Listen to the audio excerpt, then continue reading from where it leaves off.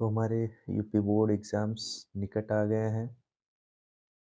तो आइए हम बात कर लेते हैं इंग्लिश फर्स्ट पेपर, यानी कि आपका जो अ, फर्स्ट पार्ट होता है यानी लिटरेचर पार्ट।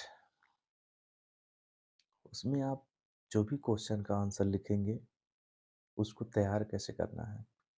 जनरली लोग क्या करते हैं कि एग्ज़ाम के कुछ दिनों पहले कोई गाइड ले लेते हैं, उससे रटते हैं या फिर जो उनके नोट्स बनाए गए होते हैं, उसको रटते हैं।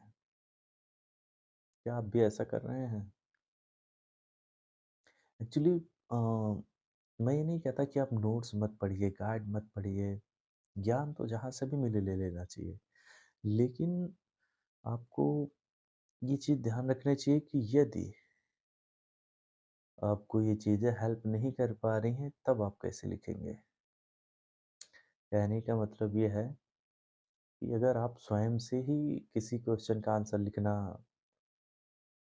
जान जाएँ, तो ये और भी अच्छी बात है। इसके लिए आपका अ, ट्रांसलेशन स्ट्रांग होना चाहिए, आपका वोकैब स्ट्रांग होना चाहिए। तो आप क्या करेंगे पूरी कहानी का जो भी कहानी का निचोड़ है उसको आप पढ़ लीजिए। उसके बाद क्या करेंगे आप जो भी क्वेश्चन पूछा हो, अगर आप पूरी कहानी पढ़ें तो आपको ये तो समझ में आ ही जाएगा कि ये क्वेश्चन किस स्टोरी से लिया गया है, किस चैप्टर से लिया गया है। अब अगर आपको ये चीज़ समझ में आ गई तो कहानी आप पढ़े हैं तो कहानी भी आपको समझ में आ रही है। तो आपको हिंदी में तो कम से कम उसका मतलब समझ में आ जाएगा कि इसका आंसर देना क्या है। उसके बाद क्या करेंगे आप अपने माइंड में उसको हिंदी में सोचेंगे और इंग्लिश में ट्रांसलेट करके लिखेंगे। अगर आप ऐसा कर रहे हैं तो मान के चलिए आप अच्छे नंबर गेन करेंगे। आपको किसी चीज़ से रटने की आवश्यकता नहीं है।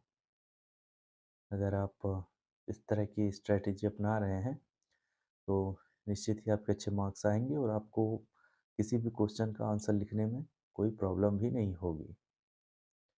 तो